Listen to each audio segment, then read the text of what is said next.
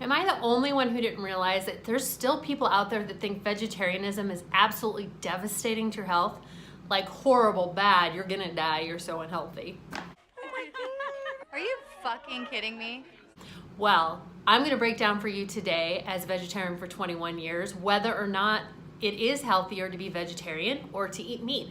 What's the healthiest lifestyle? Let's rack them up and find out.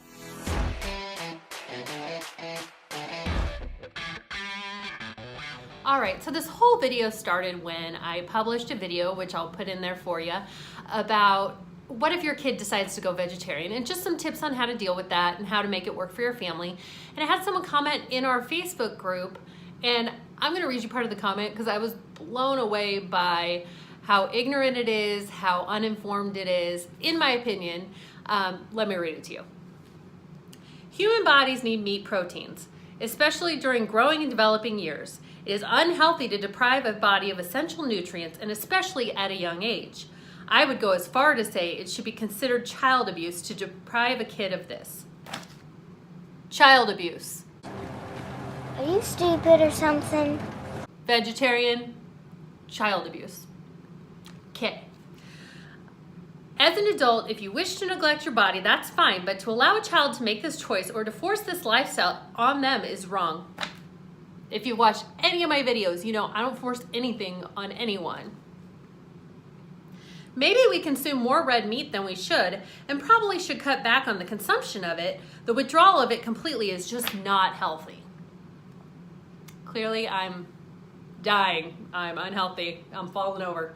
Okay, so I truly, truly appreciate it. I had people that stepped up in the group and said, this is untrue, provided examples. What was super hilarious, the guy posted a link, and the first point in the story was toddlers, as you know, is thought, do not actually suffer from anemia and often have trouble chewing red meat.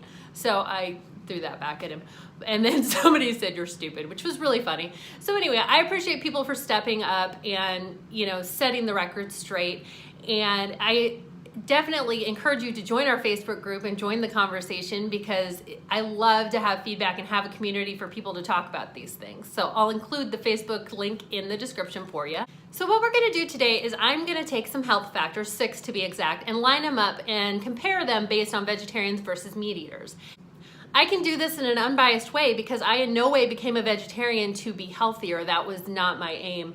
I actually became a vegetarian because I didn't want to eat animals. So I'm gonna go through the health factors and we're gonna see which one measures up, which one's the healthiest lifestyle.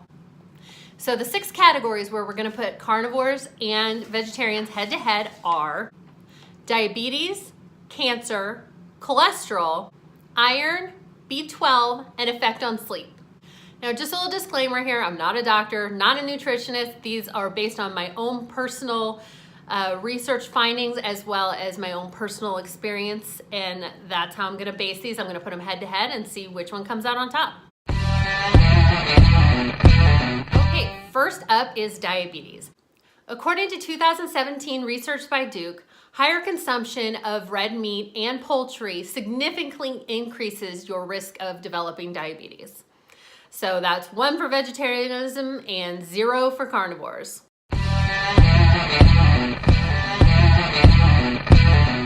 Next up is cancer, and this one gets a little complex because there's a lot of different kinds of cancer and a lot of different kinds of factors. According to the World Cancer Research Fund and the American Institute for Cancer Research, eating red meat increases your chance of developing colorectal cancer. For me, this is really good news, and like I said, that was not why I went vegetarian, but my aunt and my grandma both died of colon cancer. So for me, this is a really, really good thing. And it's, I mean, who wouldn't want a lower risk of colon cancer, right? But it's not that simple, right? The research also shows that consuming dairy may lower your risk of these kind of cancers.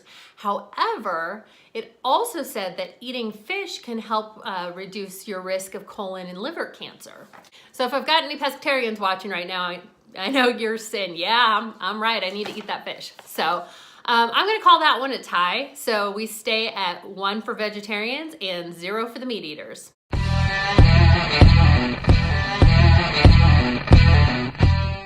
Next up is cholesterol. So you probably know that there's two factors that affect your cholesterol. The first one is genetics, and the second is what you eat. And you really, as far as genetics, can't change that with what you eat. If you have bad genes for cholesterol, that's how it's gonna be, and you just have to deal with that.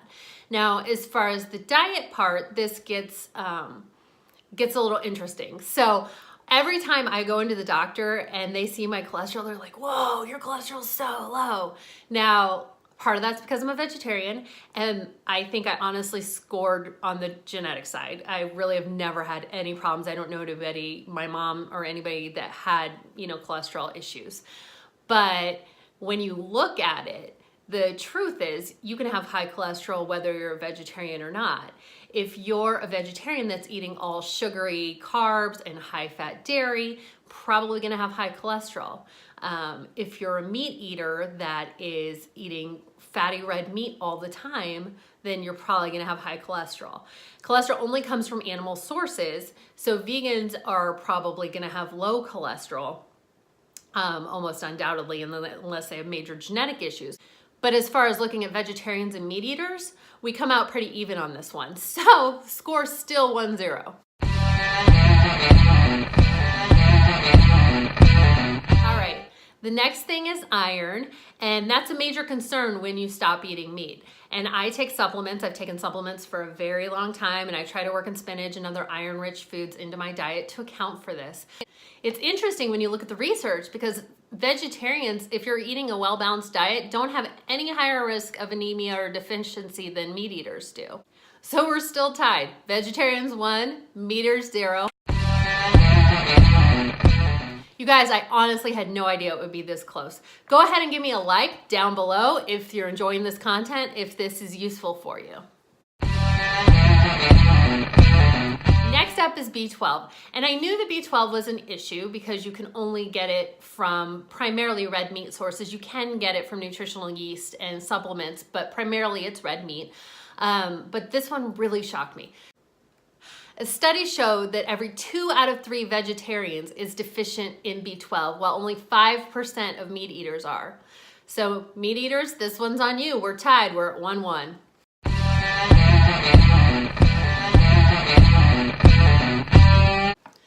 So last up is sleep. Now there's really no conclusive sleep, whether a vegetarian diet or a carnivore diet causes you to sleep better at night. There are certain foods within each diet that can help you sleep better or maybe upset your sleep. But overall, they're even Steven, right? So what we end up with is a tie. So 1-1 out of 6 factors. And point being, a vegetarian lifestyle can be just as healthy as a meat-eating lifestyle. It's about how you do it. It's about balance. It's about paying attention. And it's what I thought the result would be. I didn't think it would come back like, oh, vegetarianism is so unhealthy. Especially after doing it for 21 years, you would think I would have had some major medical problems if that was the truth. But I'm happy to be able to, go over it with you today and show you side by side how they stack up. Thanks for joining Veggie Every Day. If you have more comments about the vegetarian lifestyle, please put them down below, and I am more than happy to make a video for you. Have a great day.